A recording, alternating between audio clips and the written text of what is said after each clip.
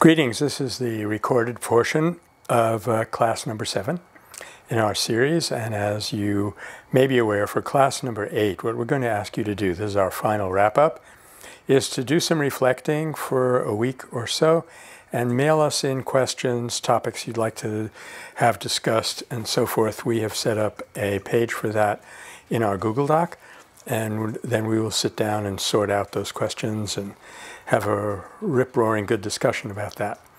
But this is an exciting topic. It is the bridge between the great campaigns of Gandhi and King, ending, of course, with King's assassination in 1967, to the present. So this is the arc that connects us with those two great individuals in great campaigns. And I'm going to try to sum up some of the qualitatively new things that have happened in the world of nonviolence since then. As you know, there has been a lot going on. The database that's compiled at Swarthmore, that's called the Nonviolent Action Database, has recently logged in its 1,000th major nonviolent episode.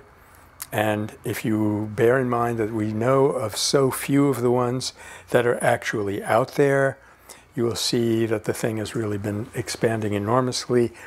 And there's a little booklet version now of the famous essay by Richard Dietz and Walter Wink, which came out originally in Fellowship magazine and then later as the last chapter of a book called Peace is the Way. And the title of it was usually something like The Global Spread of Active Nonviolence. These people showed that before Arab Spring happened, we already had reached a point where somewhat more than 50% of the populations, if you go nation by nation in the world, lived in a country where there had been a major nonviolent episode, most of them successful. So an awful lot has been happening, but at the same time, nonviolence is still a little bit primitive in terms of the understanding of how to do it, which is precisely what the Metta Center is all about. So we really had an embarrassment of riches, and I'd like to start off by saying a little bit about Prague Spring, 1968, Czechoslovakia. Spend rather more time with an episode, a 10-year campaign that took place in the south of France, in the Dordogne region, at an area called Larzac.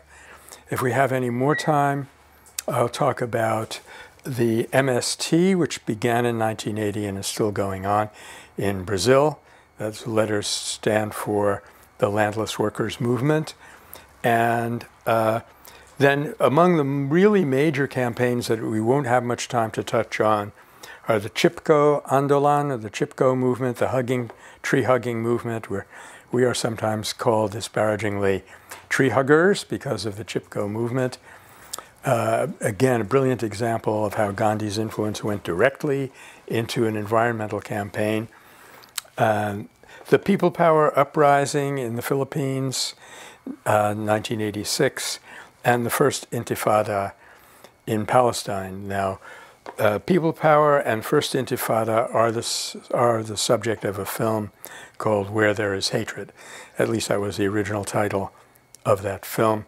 There's a book called Nonviolent Social Movements, A Global Perspective by Zunis, Kurtz, and Asher, which is on our list. And there are other sources as well. But let me get started. So what happened in Prague was we were, of course, behind the Iron Curtain. Eastern Europe is thoroughly under the domination of the Soviet Empire, Sovietsky Soyuz, Soviet Union. And there was a change of leadership in Czechoslovakia, which was still a united country at that time. And a new president came in, Alexander Dubček, who initiated a series of rather inspiring reforms. So the situation is not unlike what actually is going on in Hong Kong right now, where you had some reforms, people get very enthusiastic about that. And Dubček and his associates sent a letter to Moscow trying to reassure Khrushchev that this is perfectly in line with communism and communist values, and that they don't need to worry.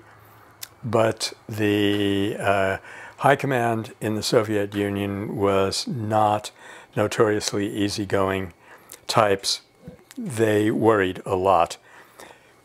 And they sent in tanks and troops to the tune of close to 500,000 men. And to show that it wasn't just Russia, but it was Warsaw Pact, they sent in armies from Poland, from the Ukraine, from everywhere they could get their hands on. And they calculated, the Russian high command calculated that it would take 4 days to suppress this very mild uprising. Well, as a matter of fact, it took 8 months. And it took 8 months because the Czechs knew that it would be utter folly to try to fight off this invasion. And they ordered the troops to stay in their barracks. And instead, the people mustered out and put on one of the most amusing and most successful shows in the Nonviolence theater. They disobeyed curfews. They had the cooperation of many, many people. The police cars would go around Prague with contraband newspapers in them. One of the most clever techniques that, excuse me, one of the most clever techniques that they used was to turn around street signs and paint them over. So, for example, on one occasion, an invasion was ordered from Poland, huge army, crosses the border into Czechoslovakia. They drive and drive and drive, tanks, trucks, everything else. At the end of the day, they find themselves right back at the border crossing that they issued forth from, because the Czechs had cleverly routed them in a great big circle right back to where they were going. I have a friend who happened to be in a bookstore in Prague during the uprising, and a Russian tank pulled up outside the bookstore, and the tank captain got out and walked into the bookstore and stood his place in line patiently, got up to the cash register and said, "May I please have a map of the city?" Because their troop movements were completely paralyzed by this simple trick. The Czechs would go, people would go out on a parade which was completely against the rules. They would be pretending to listen to radios, which was forbidden. And the police the troops would swoop down, grab hold of those, quote, radios. It would turn out that there was a block of coal that they were holding up to their ear, and it said on it, "Russian radios do not work." By and large, the people were nonviolent and relied on humor and persuasion. They would say to the soldiers, we're communists, we're revolutionaries just like you. Why are you here? Why are you suppressing our freedom? In other words, they were able to make that critical distinction between the uniform and the person. So they were saying, in effect, we will not obey your orders, but we will not hate you as people. We'll regard you as a fellow human being, and let's talk about this. And for that reason, it took 8 months. Gene Sharp, famous nonviolent scholar, he was at Harvard. There was a Russian scholar at Harvard, and Sharp figured that undoubtedly he was a member of the KGB. So he took him to the Harvard Faculty Club, which is rather nice. I was feted there one time, and fed him a fair amount of vodka, and then started talking to him about the Prague Spring uprising. Because, you'll read a lot of historical accounts of uprising which will completely ignore the nonviolent aspect, which is the main thing. And unfortunately, the Wikipedia article does that, though we are going to fix that.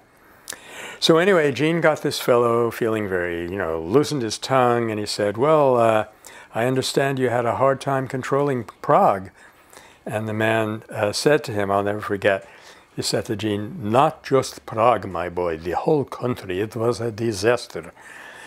So in the end, what caused the resistance to fail was not that it was overcome by force, but that the Soviets tried two tricks that worked. One was they rotated out the troops that had been fraternized with, and rotated in troops that did not really even speak a Slavic language. You know, they brought in Circassians or what have you. And so the Czechs couldn't communicate with them. That was one thing, which is similar to what was used in Beijing and the Tiananmen uprising. But another thing that they did, which really was deplorable, was invite Dubček and his associates to Moscow and basically jawbone them into surrendering and send them back. And it's a very heartbreaking scene. If you ever see a newsreel of it, Dubček and the others up there on this balcony overlooking Wenceslas Square. And you have to realize how much people have suffered. They have risked death. 70 of them were killed. Not the nonviolent ones necessarily, but there were Molotov cocktails that were spoiling the show. But 70 Czechs, mostly students, had died. A whole series of them had set themselves on fire in Wenceslas Square, including a famous case of a young man named Jan Polach. And so it leads to an interesting discussion whether this is a nonviolent thing to do or not, and we could certainly take that up next week if you wish. So they had sacrificed tremendously, and they knew that they were doing something wonderful and very much in their national character, and they felt so upbeat about it, and then to have their leaders tell them that they had just sold them down the river, it was really quite heartbreaking. Okay, but one of the major takeaways from the Prague Spring Uprising, and you have to remember we're now in the depths of the Cold War, and the fear or paranoia on behalf of Europe and the world is that there would be an invasion of Warsaw Pact armies which would overwhelm Europe. There was absolutely no likelihood that that would happen. The sole concerns of the Soviets were to protect their borders because they had been invaded from the West 3 times. They had lost 20 million people in World War II, and they wanted some secure borders. They had no imperialistic designs on Europe. Anyway, this fear in everybody's mind, which was the driving force behind basing nuclear missiles in Europe, was a Warsaw Pact invasion, and everybody said there was no alternative but to nuke Moscow if this happened. And here you saw the brilliant power of a totally different alternative, which offered no threat to the occupying country at all, but which gave you a powerful way of defense, which enabled you to defend what you really cared about. And this came to be called CBD, or civilian-based defense. There are basically 2 nonviolent mechanisms that you can use in a war situation. One is civilian-based defense, which was the first one to kind of be discovered, and people were very excited about throughout the, when I say people, the very small club of nonviolent scholars, very excited about it through the Cold War years. But it really is rather more interest now on unarmed civilian peacekeeping, like Nonviolent Peace Force and Peace Brigades International, doing this in various venues around the world. So in civilian-based defense, the population defends itself, and they practice what's called, in military terminology, deep interdiction. That is, you don't prevent the occupiers from physically entering your country, but you absolutely will not allow them to occupy or take over your institutions. You do not obey with them. You do not obey them as occupiers, but you fraternize with them as people. And that draws them out of their own self-identity as occupiers and reminds them that they are people. And this is, as we've said, we've seen this several times, this is the kernel of real nonviolence. But in unarmed civilian peacekeeping, you go in there as a third party and help the people on the ground defend themselves in various ways. We've talked about UCP a bit, and it's something that I feel very, very encouraged by. But those are the 2 basic mechanisms. You know, CBD, which really inspired people for quite a while, and now it's more like UCP because of the changed nature of warfare. We're not really expecting a lot in the way of land invasions. Not a lot of what's going on in Iraq and Syria today with the Islamic State is not exactly one country invading another. It's more internal. Okay. So this was a brilliant demonstration of what nonviolence can do and how it leads to the discovery of new institutions, which is one of the critical points that I hope I'm going to end up with. So let's change scene a little bit, come back to Western Europe now, a few years down the road, and look at this area of southwest France called La Dordogne, where there is a plateau known as Larzac, L-A-R-Z-A-C, and it is a very agricultural area, mostly sheep farming, mostly for the production of wool and Roquefort cheese. Bear that in mind, especially you Roquefort lovers are going to get very, very emotional about this campaign. But back in 1903, there was a military training field that was established in the area on 3,000 hectares. So a hectare is about 2.5 acres, a little less. So this is a sizable chunk of land. And in October of 1970, officials began to drop hints that they might have to substantially expand that base.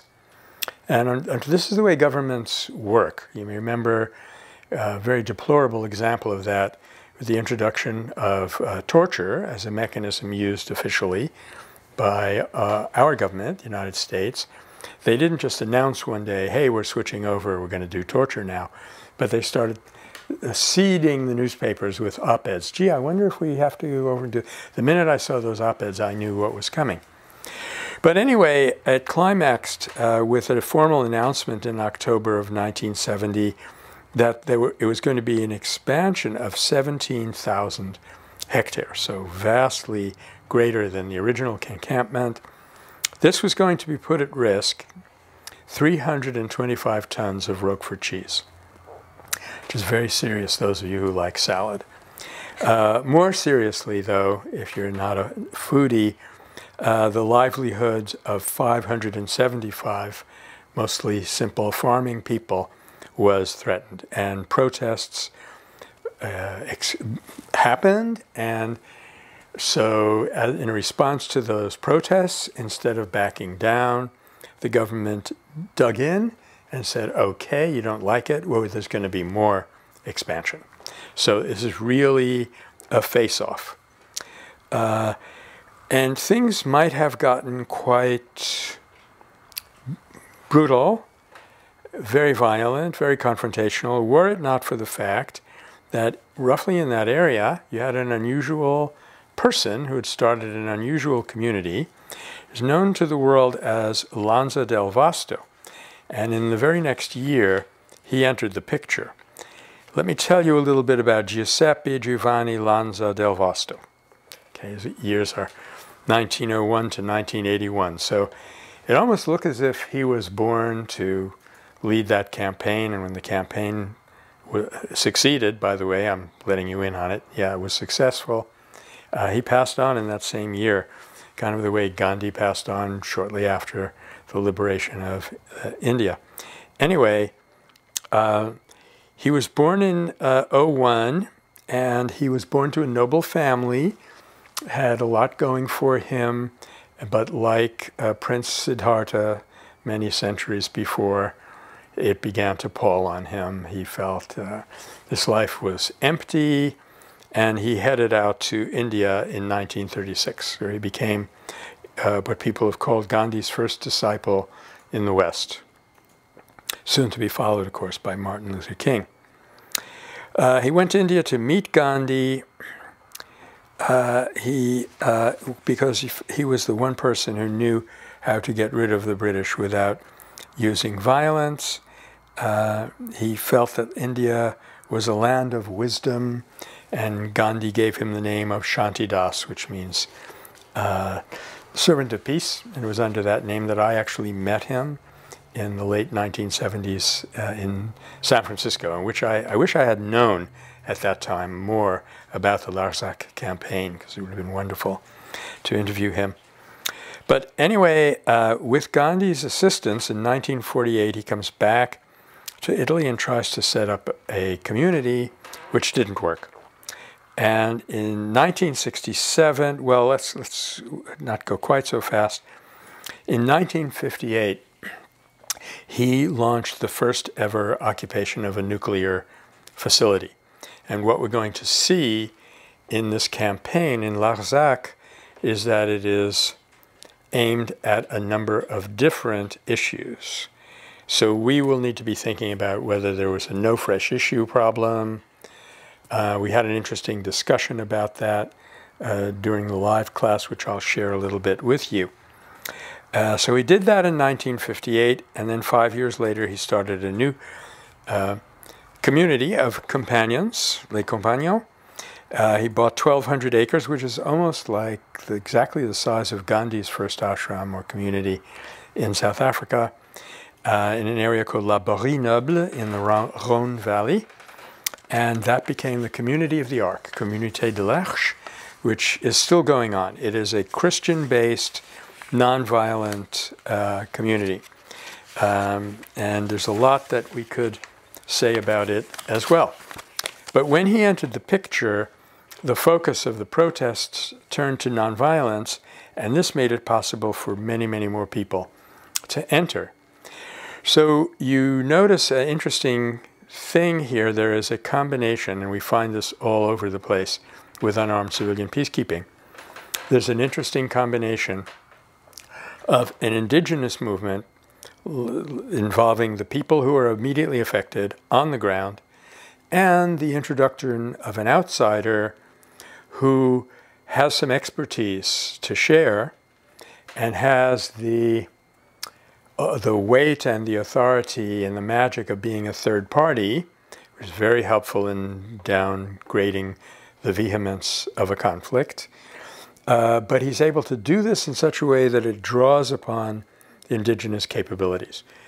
You know, when we want to go somewhere because of violence, because of a conflict, and we want to intervene, and it's becoming more and more accepted. There is a concept in French law called le droit d'ingérence, the right of intervention, and that got parlayed into what we call R2P, today, the right to protect.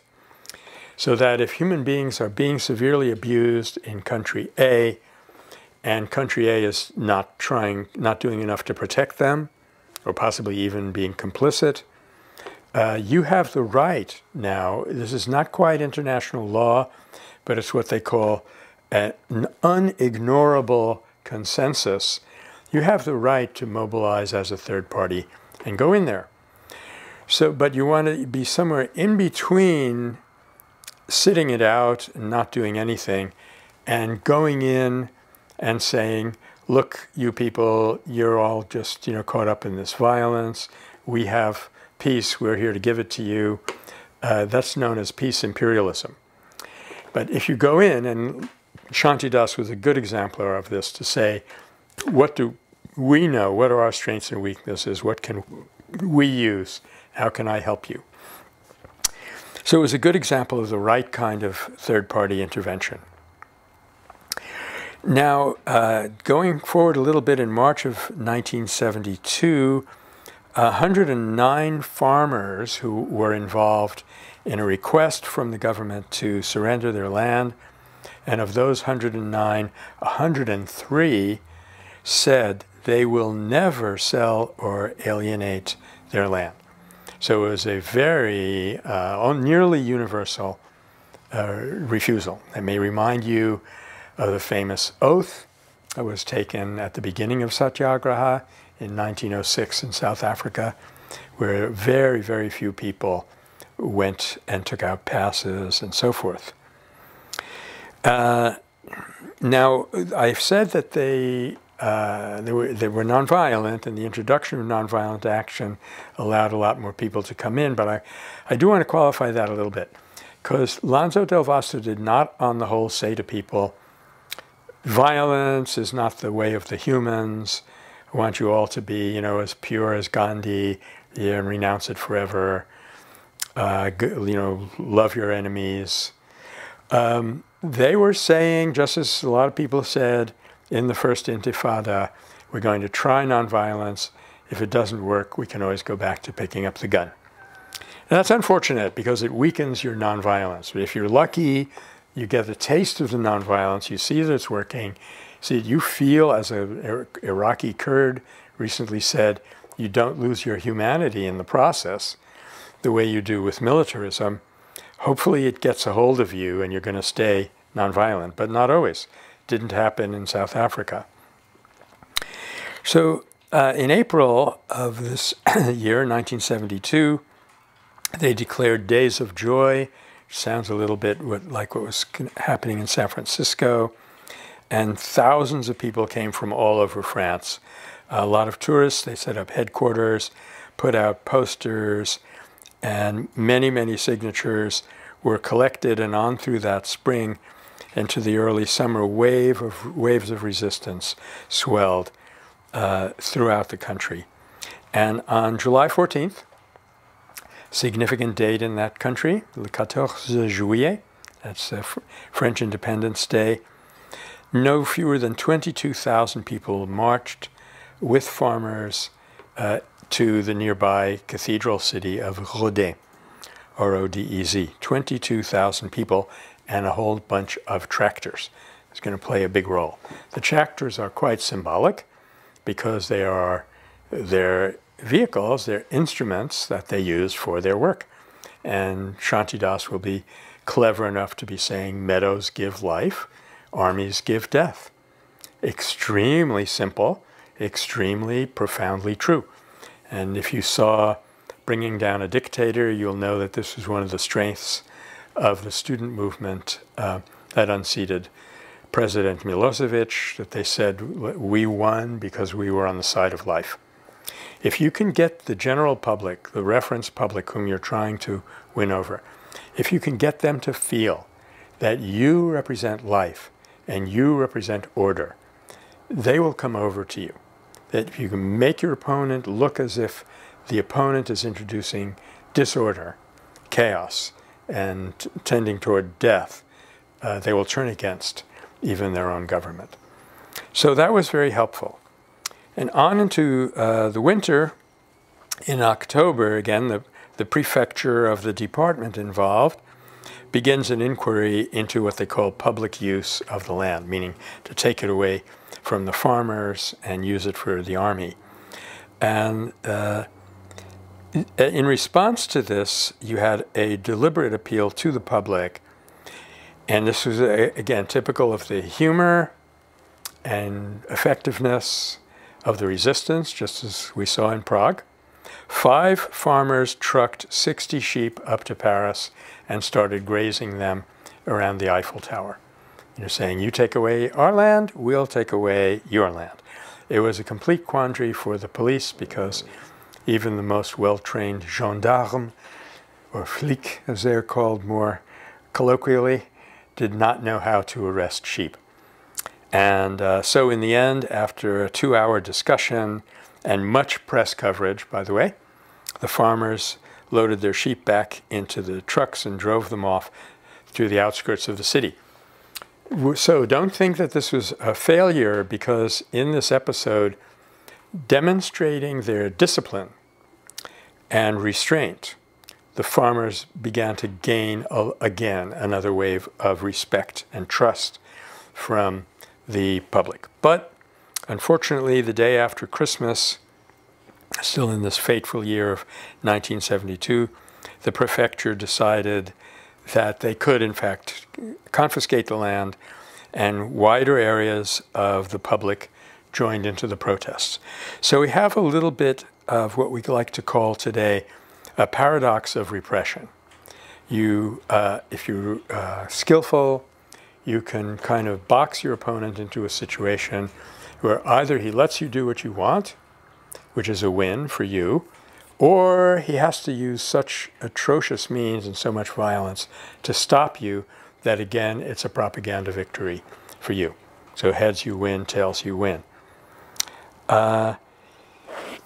In the next year, the beginning of the next year, with careful preparation, again, and many signs held up, 26 tractors head for Paris.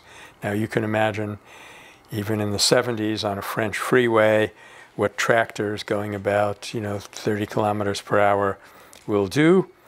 Police surrounded the tractors, and they had to turn back at Orléans, famous from the history of Joan of Arc, but not defeated. The farmers decided to go on foot, and this made it possible, in fact, for many, many people to join them.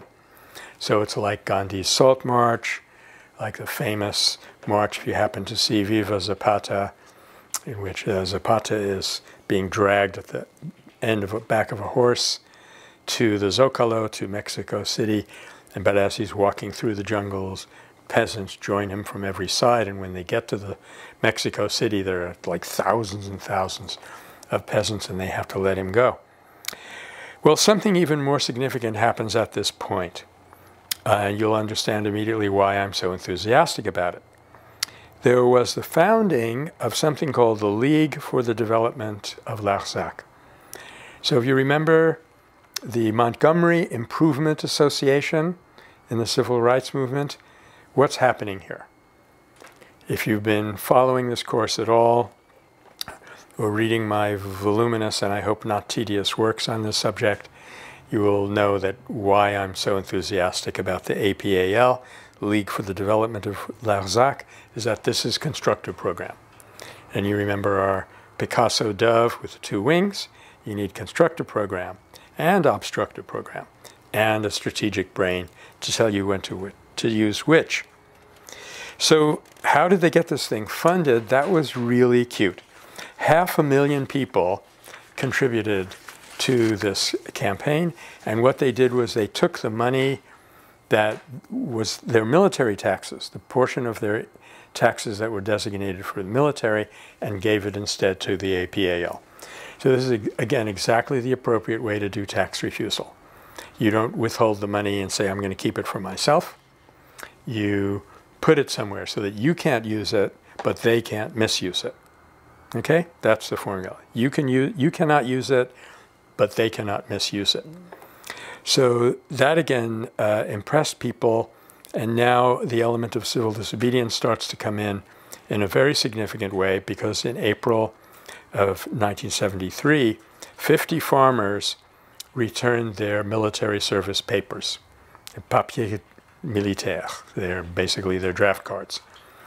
And some of them said, okay, I'm going to quote you two remarks now, one of them being kind of problematic.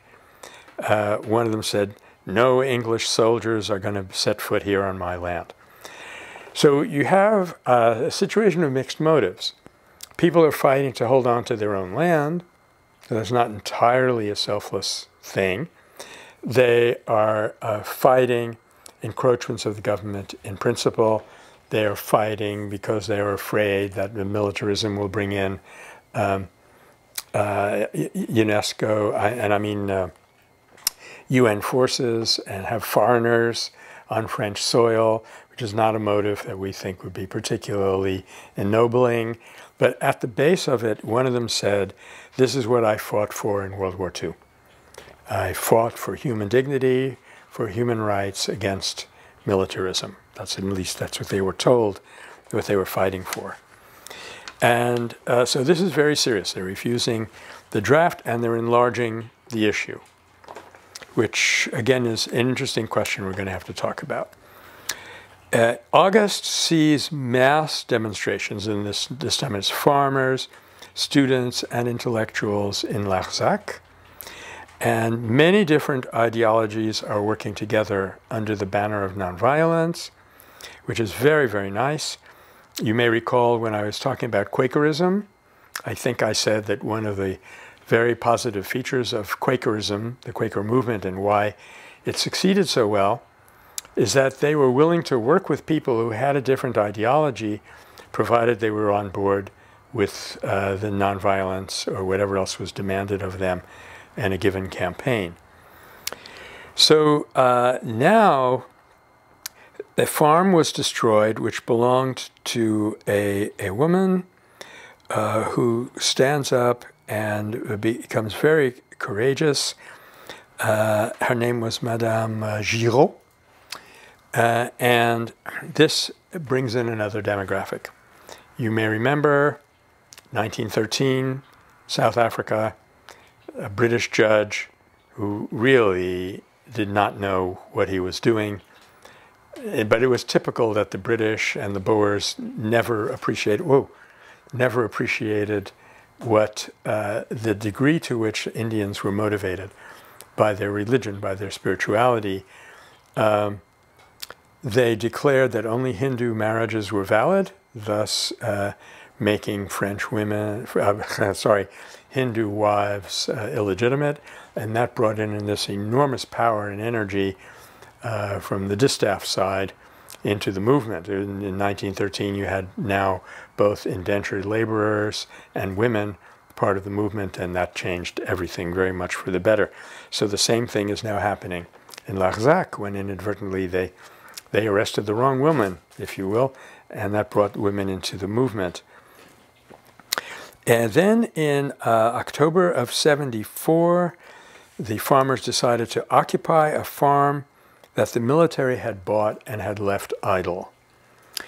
Now, if I get to talk at all about the landless worker movement, that's exactly what happened and is still happening in Brazil.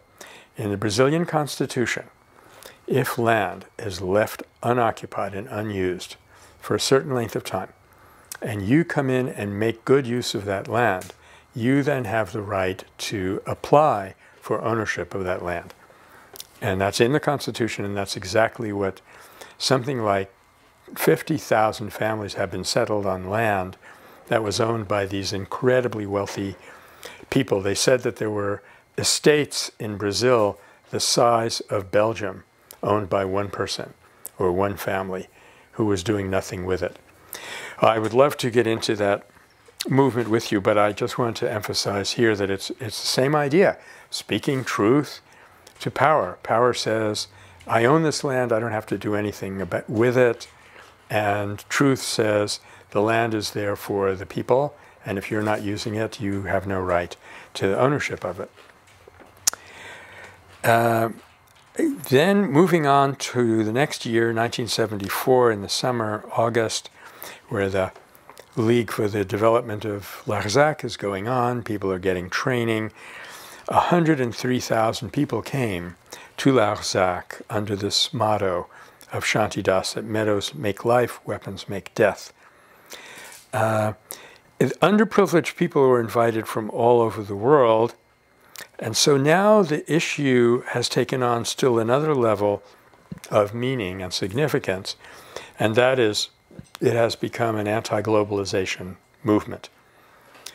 So we need to ask ourselves, and I don't think there's a ready answer for this, is this a violation of no fresh issue, or is it an awareness that they had only been on the surface of a deeper issue?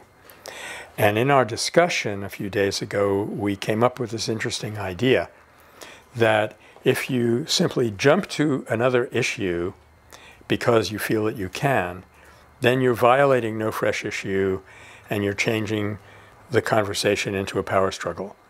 But if you begin to realize that the issue that you had started with is only the tip of the iceberg, and it cannot be resolved unless you get down to the root, I think you could argue that this was a deepening of the struggle and not a different issue.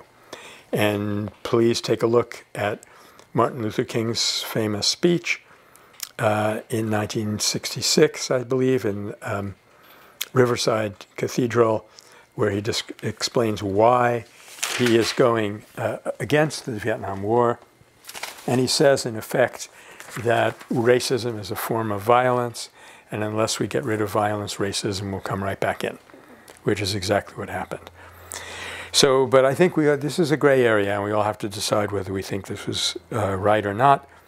But another new element comes in, and that is the Archbishop of Reims, who is the chairman of the French Committee on Justice and Peace, writes him a very strong, stirring letter of support. And in almost every movement in the West that we know about, bringing the church into it is a tremendous power of moral legitimacy. In addition, it can have some strategic value. You have places to meet. One classic example of both was in East Germany, when it was still under communist control. There were prayer meetings at the Nikolaikirche, the Church of St. Nicholas. People would just go in and have prayers and light candles and then come out. And on one classic occasion, they came out of the church, maybe 2,000 people, to find that there were close to 25,000 people waiting outside to join them. It was a moment that many of them said they never forgot. It was really hanging in the balance whether the Stasi would be calling for a violent repression of the people. At the last minute, they decided not to. It was like one of the real nonviolent moments of 20th century history. And similarly, in the people power movement, and in a different way in the civil rights movement, the religious element is extremely helpful, extremely important. But the powers that be still don't get it. And on the 9th of January of 1975, the prefecture finally orders seizures to take place. Farmers are attacked. Women burn their documents of the investigative commission, and you're really building up to what we call a nonviolent moment. Nonviolent moment is when this kind of juggling, negotiating has been going on. You're trying one thing and another. You come to a brilliantly clear moment where your nonviolence meets their violence. You almost always win if you can get that position correctly. A whole year goes by and the defense minister refuses to withdraw his plans. But at this point, the army tries to buy them out and tries to offer them high price for their farms, but it is too little, too late. Might have worked back in 1971, but no less than 500 deed notices are torn up, and the protesters are actually sentenced to 6 months in prison, though most of them were released. And 22 of them were denied the right to vote after that. So in 2 years later, this is still going on, and in the summer or late spring, May of 1978, knowing that it is strictly against the law, mothers and school buses block a military transport. So this is a direct confrontation with the military, the way that we've had people in this country blocking military trains that were taking weapons, weaponry, arsenal to ordnance to be shipped to Vietnam. In that same year, now in November, a foot march to Paris takes place, distance of 710 kilometers, yet there's judicial orders are still issued to vacate the land.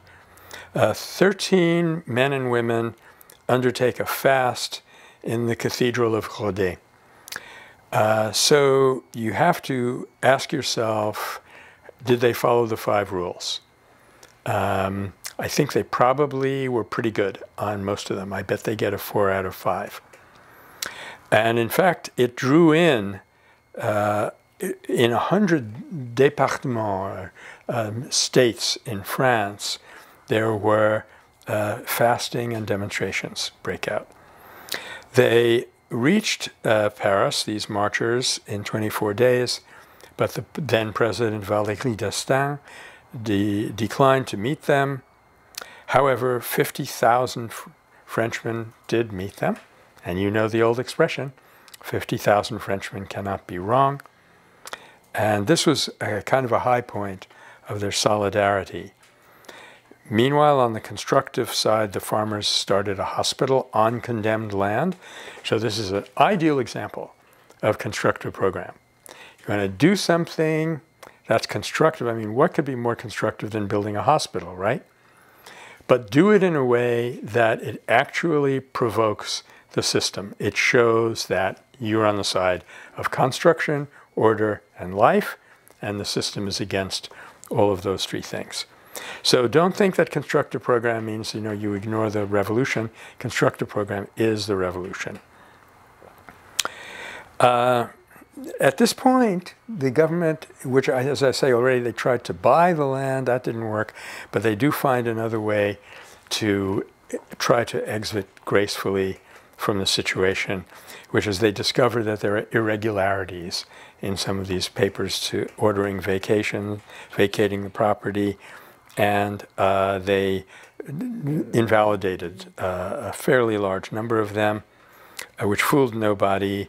In the meantime, in an area called Poglov, there are people who are resisting in a nuclear plant, and 100,000 people gathered there. So the movements are, again, getting back to the connection where they started of anti-nuclearism.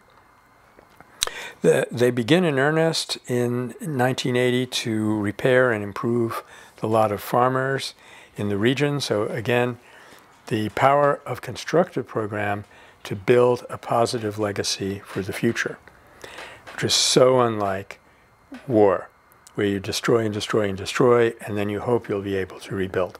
You're rebuilding from the get-go. And a new element in the political landscape, François Mitterrand, presidential candidate from the Socialist Party. Yes, there are some Western democracies where a socialist can be elected to high office. One of his campaign promises was that he would cancel the plans to expand the military base. And sure enough, the great day dawns, 5 June 1981. Mitterrand is now president, and Le Monde, the New York Times of France, announces that Mitterrand will fulfill his campaign promise immediately. In fact, they probably helped Mitterrand get elected because people were getting fed up with this protest and beginning to see that they were in the right. So we've touched on a number of significant features of the Larzac campaign, which is why I spent a lot of time on it. And the only one that I want to add is that going forward into the future, they did two things that were really quite significant. One is they kind of gave their name and their spirit to various campaigns of various kinds, including environmental, anti-militarist, human rights, etc. So you hear in French conversations people talk about Larzac sur le Rhône, a Larzac happening here, a Larzac happening there, just as we would say today that, oh, this is like a Montgomery happening in Chicago. But even more significant than that was that this campaign, this 10-year campaign, with its brilliant success, injected the term nonviolence, la non-violence, into French political discourse, and from there on into Europe generally. And as a matter of fact, many of us in the nonviolence community have noticed that while Europeans have many advantages over Americans, in two things they're a little bit further behind. One is they smoke a lot over there, and another is they don't generally seem to understand nonviolence or even recognize the term as well as we do here in the US, possibly because of the civil rights movement. So I have wanted all along to take you into some detail in one campaign, really follow it step by step, and apply our analytical tools that we're building up. We have a little bit more time, so I think I'll say a bit about these three big campaigns. First, the Chipko movement, Chipko Andolan, as it's called in Hindi. This one had an even more direct connection with Gandhi. What happened was Madeline Slade, now known as Miraben, you're very familiar with her from Attenborough's movie. It came time for her to kind of expand, move off, and Gandhi asked her to go to a village in the Himalayas. There's a part of India, it was called the Garhwal Himalaya. So she's in this village, and it's a terrible year for the district. 70 villages have been flooded out with a terrible loss of life and livelihood. And the reason for the flooding, which is what did it, was deforestation. And the reason for the deforestation was that the government of India was granting rights to lumber companies to come in and clear cut. In some cases, what they were doing was cutting down ash trees and turning the wood into tennis rackets for sports people in the West. So it was a real desecration. And of course, in their ignorance of what makes nature work, they thought they would plant some fast-growing trees in their place. So they planted these cheer pines, which had certain usefulness, but they also did not lay down the kind of leaf cover that built up the soil and protected the soil from flooding by, absorbing water. So they created an ecological disaster, and it was just classic globalization. Collusion between the government and multinational corporations at the expense of the indigenous people. So because she was there, Miraben is able to alert the people to what's going on. So once again, you see this perfect combination. For some reason, the villagers themselves were having a hard time getting it together.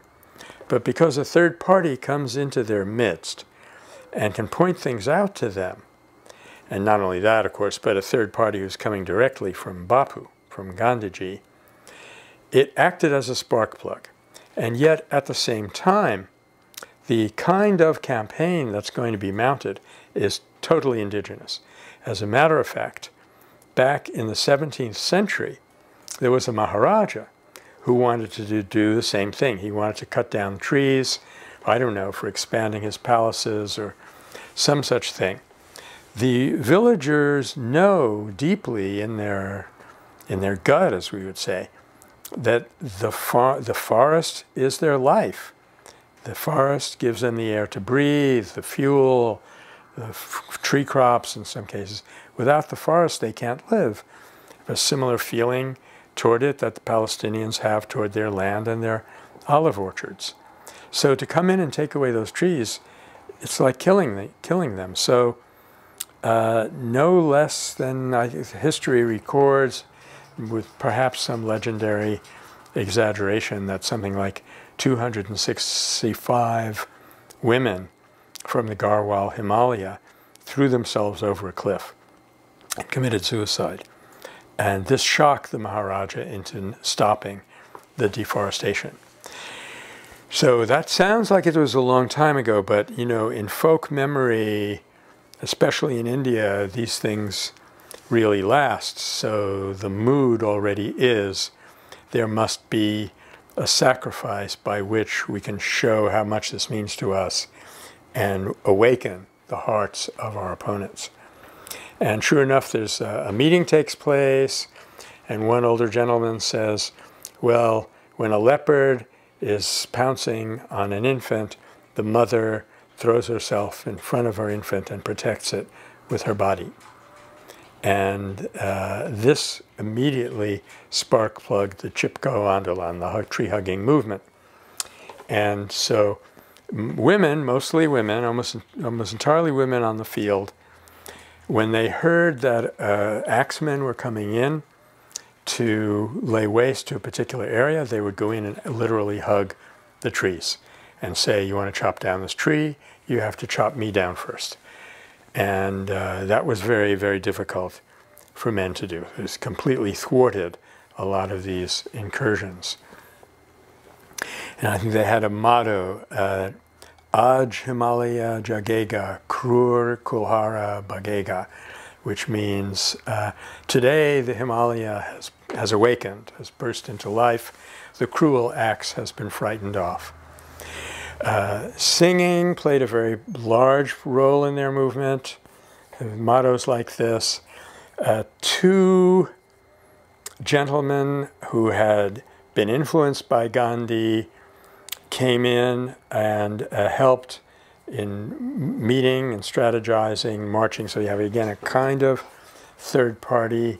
Bahuguna, in particular, launched what was called a Padayatra, or a foot pilgrimage, which again was a perfect melding of the religious and the political.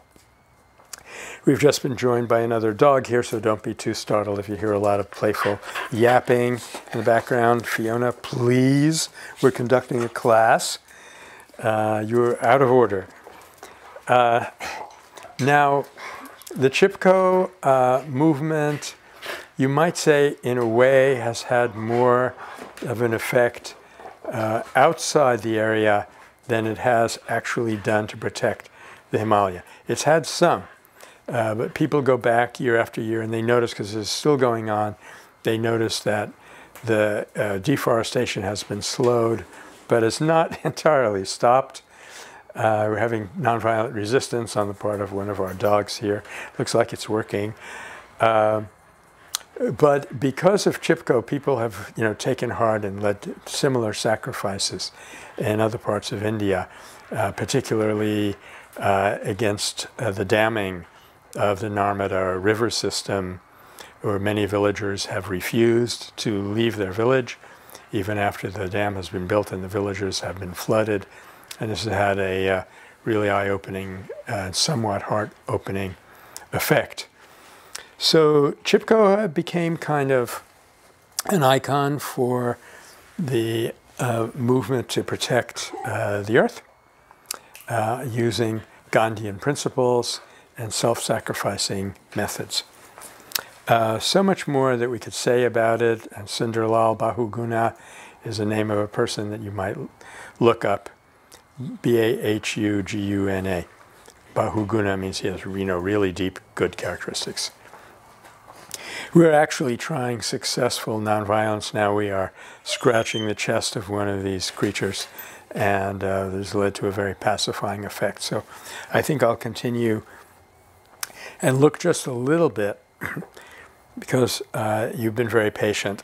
I'll look just a little bit down the road, 1986, the People Power movement in the Philippines. Now, I haven't chosen it for this reason. I chose it because it introduced the term people power into the nonviolent discourse. And, we have gone them one step further and introduced the term person power to isolate and draw attention not to the power of the aroused people versus the regime, which is impressive, but the power that's resident in each and every one of us. But it also illustrates what we've seen time and again, and that is the creative, non-disturbing, helpful introduction of a third party from outside. In this case, two really famous nonviolent activists, Jean Goss and Hildegard Goss-Meyer, who were members of the International Fellowship of Reconciliation, which is where I met Hildegard some 8 years ago. They were in the Philippines. They were themselves devout Catholics, which is precisely part of the ideology of the people.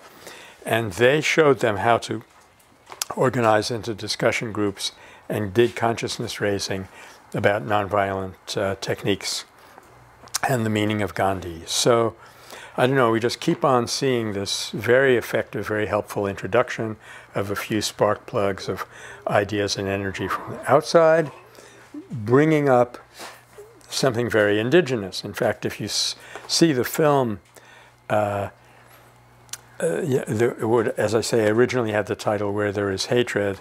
I forget what it's called now. But one of the Philippine activists is interviewed because they're all wearing yellow T-shirts and they're about to go on a long jog into Manila. And the questioner asks him, what good is this going to do? Why are you jogging? And he says, ha, this is Philippine style. And then he asks him, so what else are you going to do? He says, that I cannot tell you yet, but you just watch. So this movement was very indigenous, very Catholic. There's a famous episode where a large part of the army has defected from the regime of Ferdinand Marcos, the dictatorial president whom they're trying to get rid of, who has just cheated them by election fraud. So I always like to point out that in some countries you can't get away with election fraud, and I wish ours were one of them. But anyway, the people, so you have this paradox where the unarmed populace turns out to protect the military. Namely, the defectors in Camp Crane are being protected against the loyal army, the loyal military of Marcos. And there's this famous, iconic episode where Marcos orders a jet fighter to go and bomb this intersection, Esplanada de los Santos, ESP de la LS, bomb the people and drive them away so that he can get his loyal army into Camp Crane and overwhelm the protesting army. So the pilot actually, flies over this intersection and looks into his bomb site to see, getting ready to bomb these people, and he looks down and he sees a cross. He says, a cross packed with humanity. And he's so affected that the hair stands up on the back of his neck. He actually feels his helmet being lifted off his head, and he cannot push the button. In fact, he turns around and flies into the rebel camp and turns himself and his airplane over to the revolution. So that is kind of an iconic moment that shows the power of religion and religious symbolism. And this is a perfect example of symbolism in nonviolence in my book. Why? Because they didn't plan it as a symbol. It was a concrete act that turned out to have symbolic power. And they hadn't even planned it that way. I think that's the way to, quote, use symbols in nonviolence. Now, unfortunately, the People Power Uprising, while it was so influential, so successful in terms of work, that it got Marcos out of power, it was not successful in terms of work, no quote marks, because it did not really lead to the alleviation of the abject poverty of the poor Philippine classes. It did not lead to a resolution of the conflict between the state and the Maoist guerrillas in the jungles. It did not lead to a resolution of the Moro Liberation Front uprising in Mindanao. What did lead to a reconciliation of the Moro, and this is very personal for me because my grandfather in 1902 was there fighting against this insurrection. What did lead to their final, or it looks like their final reconciliation, was nonviolent peace force, one of the examples of unarmed civilian peacekeeping that I mentioned earlier. So it's a classic example of how nonviolence can be very effective, spontaneous or not, at dislodging power, but unless you have a highly developed constructive program which includes alternative institutions so that you've built the infrastructure of the new order, it's very likely that you're going to lose everything in a short period of time, because you'll create a power vacuum and the forces of violence are usually better positioned to exploit it. Well, sir, we've gone over quite a bit. You have quite a bit of food for thought here. I really don't feel that I can launch into something as complex and beautiful as the First Intifada in just a few minutes remaining. So I think I will point you to my book, The Search for a Nonviolent Future, and to Nonviolent Social Movements to read about the Intifada. There was one thing that happened during the First Intifada. I have to wrap this up quickly because Stephanie is fighting a desperate and losing battle to keep the two dogs out. And we want to just let them in. So one thing I want to point out, and I pointed it out in the book, during the First Intifada, you had these Palestinian youth in the West Bank who had been in the grip of abusive habits like drugs and alcohol. And they stopped doing that immediately when they got involved in the struggle. And that shows you what a tremendous positive constructive force constructive program and nonviolent resistance can be, that it was stronger than an addiction to drugs. And I've heard nonviolent activists actually say this was addictive. And I think we have a lesson here that if we learned it and applied it, we could solve the problem of substance abuse. That's my claim. So go in peace, read up about the First Intifada and other nonviolent movements, and let us have your comments, both in evaluating the course and in posing your questions and comments that you'd like for us to discuss. And watch this space for future courses of this type and future developments. And please do let us stay in touch. And if we can, we would love to help you in further development of your nonviolence. Thank you very much.